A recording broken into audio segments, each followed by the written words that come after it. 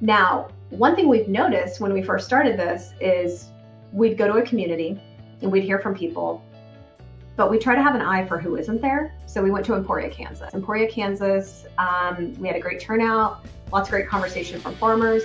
But what was missing is there were no Hispanic attendees. And that is one community that's like 25 to 28% Hispanic. And so we're like, okay, that's not acceptable. We're going to have to come back around and meet the Hispanic population where they're at. And so we're in the process. After each meeting, we kind of have a debrief and like, what are we missing? Who wasn't at the table?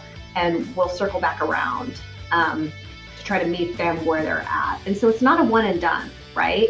And I think the strategy is different in every community. So for instance, Emporia, they have a large meat packing plant, and there is a union in that meat packing plant, and we have connections with union organizers. And so we will be reaching out to them and trying, maybe we do the meeting at the actual work location.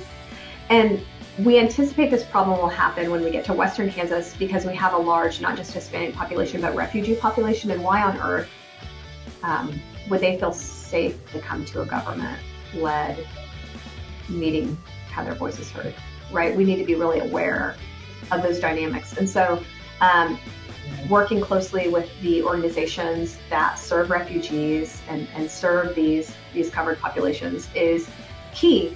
Because, you know, I'll be honest, I thought we had it all figured out and we've done all the channels and we've done all the different translations for the meetings. And then we show up like literally to our first meeting and there's massive gaps in who attends. And it's like really tempting, right, to just check it off. But you can't do that. If you really want to get at the heart of the Digital Equity Act and really hear from the people who are historically disconnected and in that gap, like you've got to take those extra steps.